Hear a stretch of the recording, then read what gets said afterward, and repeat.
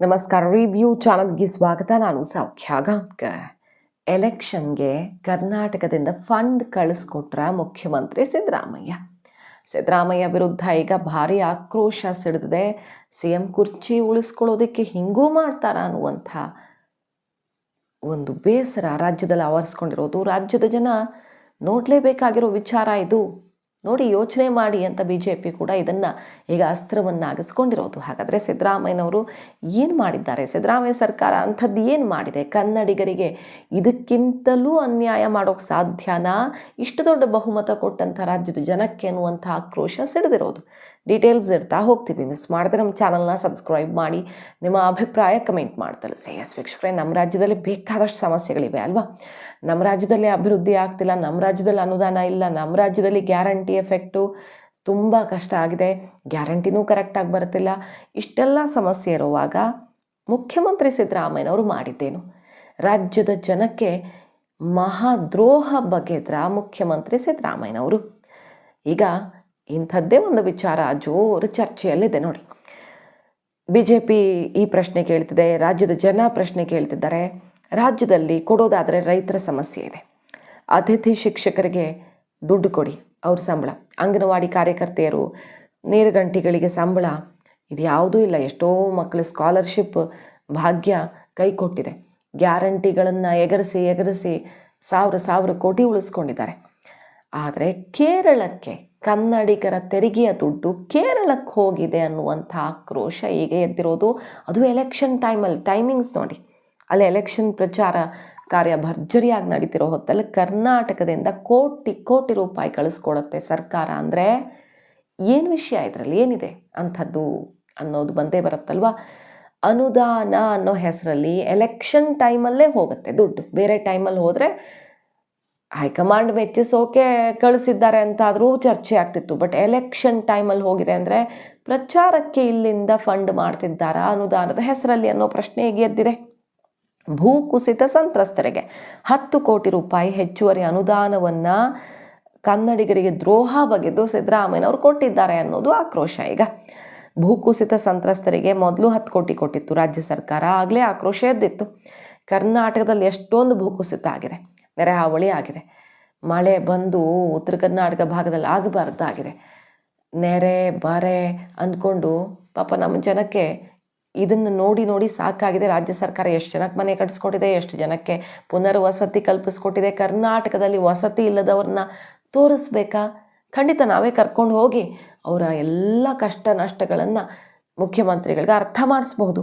But ಇದು ಯಾವುದೂ ಕಾಣದೆ ಪಕ್ಕದ ರಾಜ್ಯ ಕೇರಳದಲ್ಲಿ ಭೂಕುಸಿತ ಸಂತ್ರಸ್ತರಿಗೆ ಪುನರ್ವಸತಿ, ನಾವು ಕಷ್ಟದಲ್ಲಿದ್ದಾಗ ಬೇರೆ ರಾಜ್ಯಗಳಿಗೆ ಸಹಾಯ ಮಾಡಬೇಕ್ರಿ ಅಂತ ವಾದ ಬೇರೆ ಮಾಡ್ತಿದ್ದಾರೆ ಅವರು. ಸೊ ನಮ್ಮ ರಾಜ್ಯದೊಳಗೆ ಮಾಡಬಾರ್ದು, ಕಷ್ಟದಲ್ಲಿದ್ದಾಗ ಸಹಾಯವನ್ನು ಬೇರೆ ರಾಜ್ಯಕ್ಕೆ ಮಾಡಬೇಕು ಅಂತ ಇರಬಹುದೇನೋ. ಈಗ ಹೆಂಗೆ ಕೊಟ್ಟರೆ ನೀವು ಎಲೆಕ್ಷನ್ ಟೈಮಲ್ಲಿ ಬೇರೆ ಅನ್ನುವ ಆಕ್ರೋಶ ಸಿಡಿದಿರೋದು. ಕುರ್ಚಿ ಉಳಿಸ್ಕೊಳ್ಳೋದಕ್ಕೆ ಕನ್ನಡಿಗರ ತೆರಿಗೆಯ ಹಣವನ್ನು, ತೆರಿಗೆ ಇಲ್ಲಿ ಜಾಸ್ತಿ ಮೇಲೆ ಜಾಸ್ತಿ ಮಾಡ್ತಾನೇ ಇದ್ದೀರ. ಯಾಕೆ ನೀವು ಕನ್ನಡಿಗರ ಹಣವನ್ನು ಪದೇ ರಾಹುಲ್ ಗಾಂಧಿಯವರ ಕ್ಷೇತ್ರಕ್ಕೆ, ಪ್ರಿಯಾಂಕಾ ಗಾಂಧಿಯವರ ಕ್ಷೇತ್ರಕ್ಕೆ ಕಳಿಸ್ಕೊಡ್ತಿದ್ದೀರಿ ಅನ್ನುವ ಪ್ರಶ್ನೆ ಈಗ ಎದ್ದಿದೆ. ವಾಯನಾಡು ಲೋಕಸಭಾ ಕ್ಷೇತ್ರಕ್ಕೆ ಬೇಕಾಬಿಟ್ಟಿಯಾಗಿ ದುಡ್ಡು ಹರಿತಿದೆಯಲ್ಲ ಕರ್ನಾಟಕದಿಂದ ಅನ್ನುವಂಥ ಆಕ್ರೋಶ BJP ಈಗ ಮುಗಿಬಿದ್ದಿದೆ. ರಾಜ್ಯದ ಜನ ಕೂಡ ಪ್ರಶ್ನೆ ಮಾಡ್ತಿದ್ದಾರೆ.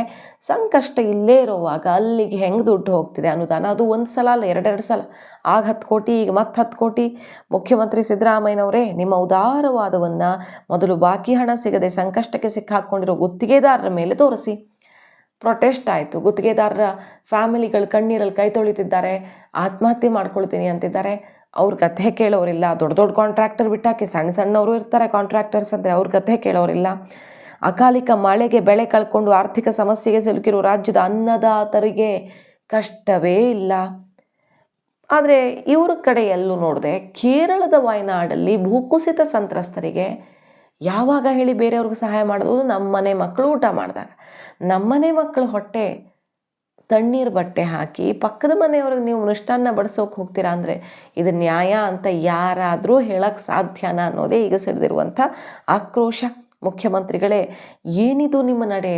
CM ಕುರ್ಚಿ ಎಲ್ಲಿ ಕಿತ್ತು ಬಿಡ್ತಾರೋ ಅಂತ ಮನವೊಲಿಸೋದಕ್ಕೆ ಇಂತಹ ದ್ರೋಹ ಮಾಡ್ತಿದ್ದೀರಾ ರಾಜ್ಯದ ಜನಕ್ಕೆ ಅನ್ನುವಂಥ ಆಕ್ರೋಶ ಈಗ ಎತ್ತಿರೋದು.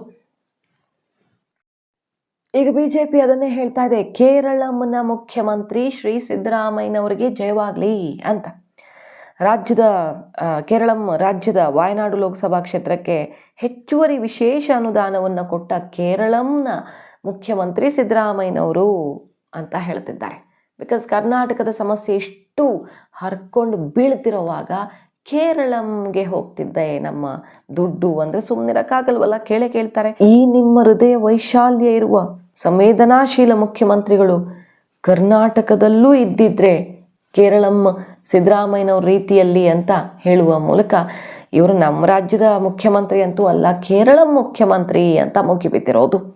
ಸಿದ್ದರಾಮಯ್ಯನವರು ಸರ್ಕಾರವನ್ನು ಪಾಪ ಅವರಾಗಿ ನಡೆಸ್ತಿಲ್ಲ, 10 ಜನಪಥ್ನಲ್ಲಿ ಏನು ಆದೇಶ ಬರುತ್ತೋ ಅದನ್ನು ಪಾಲಿಸ್ಕೊಂಡು ಹೋಗ್ತಿದ್ದಾರೆ.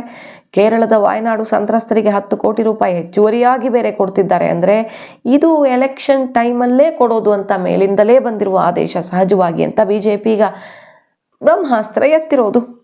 ಮೈ ಟ್ಯಾಕ್ಸ್ ಮೈ ರೈಟ್ ಅಂತ ಸಿದ್ದರಾಮಯ್ಯನವರು ನನ್ನ ತೆರಿಗೆ ನನ್ನ ಹಕ್ಕು ಅಂತೆಲ್ಲ ಹೋರಾಟ ಮಾಡ್ತಿದ್ರು. ಕೇಂದ್ರ ಸರ್ಕಾರವನ್ನು ಟಾರ್ಗೆಟ್ ಮಾಡ್ತೀರಾ? ಸರಿ, ಕರ್ನಾಟಕದ ಜನರ ತೆರಿಗೆ ಕರ್ನಾಟಕ ಜನರದ್ದೇ ಹಕ್ಕು ಅನ್ನೋ ಕಾಮನ್ ಸೆನ್ಸು ನಿಮ್ಮಂತಹ ಆರ್ಥಿಕ ತಜ್ಞರಿಗೆ ಗೊತ್ತಿಲ್ವಾ ಅಂತ ಈಗ ಕೇಳ್ತಿರೋದು. ಕೇಂದ್ರದ ವಿರುದ್ಧ ತಿರುಗಿಬಿದ್ದ ನಿಮಗೆ ರಾಜ್ಯದ ಜನರ ಅನ್ಯಾಯ, ಅವ್ರಿಗಾಗ್ತಿರೋ ಅನ್ಯಾಯ ಕಾಣಿಸಲ್ವಾ ಅಂತ. ಸೊ ತಮ್ಮ ಕುರ್ಚಿ ಉಳಿಸ್ಕೊಳ್ಳೋದಕ್ಕೆ ಪಾಪ ರಾಜ್ಯದ ಜನರನ್ನು ಹಿಂಡಿ ಹಿಪ್ಪೆ ಮಾಡ್ತಿದ್ದೀರಾ ಅಂದರೆ ಇದಕ್ಕಿಂತ ಶೇಮ್ ಇನ್ನೊಂದಿಲ್ಲ ಅಂತ ಹೇಳ್ತಿದ್ದಾರೆ. ನೋಡಿ, ಜಸ್ಟ್ ಇಮ್ಯಾಜಿನ್, ಕರ್ನಾಟಕದಲ್ಲಿ ಎಷ್ಟು ಸಮಸ್ಯೆ ಇದೆ ಅಭಿವೃದ್ಧಿ ವಿಚಾರದಲ್ಲಿ. ಮೊನ್ನೆ ಬಜೆಟನ್ನು ಚೀತು ಅಂತ ಕಾಂಗ್ರೆಸ್ನ ಶಾಸಕರು ಹೋಗಿದ್ರು. ನಮ್ಮ ಕ್ಷೇತ್ರಕ್ಕೇನೂ ಇಲ್ಲ, ಅನುದಾನ ಇಲ್ಲ. ಹಲವಾರು ಕಾಂಗ್ರೆಸ್ ಶಾಸಕರು ಗ್ಯಾರಂಟಿ ನಿಲ್ಲಿಸ್ಬಿಡ್ರಿ, ನಾವು ರಸ್ತೆ ಮಾಡಬೇಕು, ಬ್ರಿಡ್ಜ್ ಮಾಡಬೇಕು ಅಂತ ತರಾಟೆಗೆ ತಗೊಂಡ್ರು. CLP ಮೀಟಿಂಗಲ್ಲಿ ಜಟಾಪಟಿ ಆಯಿತು. ಎಷ್ಟು ಸಮಸ್ಯೆ ಇದೆ ಅನ್ನೋದನ್ನು ಮಿನಿಸ್ಟ್ರುಗಳೇ ಹೇಳ್ತಿದ್ದಾರೆ, ಗ್ಯಾರಂಟಿ ಕೊಡೋಕ್ಕಾಗ್ತಿಲ್ಲ ಅಂತ. ಗ್ಯಾರಂಟಿ ಕೊಡೋಕ್ಕಾಗ್ತಿಲ್ಲ ಅಂತ ಅವ್ರೇನು ಹೇಳಬೇಕಾಗಿಲ್ಲ. 5,000 ಕೋಟಿ ಗೃಹಲಕ್ಷ್ಮಿ ಹಣ ಎಗರಿಸ್ದಾಗಲೇ 2 ತಿಂಗಳದ್ದು ಎಗರಿಸಲಾಯಿತು, ಮತ್ತೆ ಅದ್ರ ಪತ್ತೆನೇ ಇಲ್ಲ, ಅದು ಮತ್ತೆ ಕೊಡೋ ಯೋಚನೆನೂ ಮಾಡ್ತಿಲ್ಲ. ಆವಾಗಲೇ ಗೊತ್ತಾಯಿತು ಕೊಡೋಕ್ಕೆ ಕಷ್ಟ ಆಗ್ತಿದೆ ಅಂತ. ಇಲ್ಲ ಅಂದರೆ ಮಿಸ್ ಆಯಿತು ಪಾಪ, ಏನೋ ಕಣ್ಣು ತಪ್ಪಿನಿಂದ. ಈಗಲಾದರೂ ಡೇಟ್ ಫಿಕ್ಸ್ ಮಾಡ್ತಿದ್ರು. ಅಕ್ಕಿ ಹಣನೂ ಹಾಗೆ 1 ತಿಂಗಳದ್ದು ಬಂದಿಲ್ಲ. ಗ್ಯಾರಂಟಿಗಳು ಡಿಲೇ ಆಗ್ತಿರ್ತವೆ. ಗ್ಯಾರಂಟಿ ಬಿಟ್ಟಾಕಿ ಅಭಿವೃದ್ಧಿಗೆ ಸಿಕ್ಕಾಪಟ್ಟೆ ಸವಾಲಿದೆ. ಎಷ್ಟು ವಿವಿಧ ಇಲಾಖೆಗಳಲ್ಲಿ ಸಂಬಳ ಇಲ್ಲ. ಸಾರಿಗೆ ನೌಕರರ ಮುಷ್ಕರ, ಅಂಗನವಾಡಿ ಮುಷ್ಕರ, ಅಲ್ಲೇನು 50 ಪೈಸೆಗೆ ನಮ್ಮ ಕರ್ನಾಟಕದ ಅಂಗನವಾಡಿ ಮಕ್ಕಳಿಗೆ ತರಕಾರಿ ಎಲ್ಲ ತಗೊಳ್ಳಿ ಅಂತ ಆದೇಶ.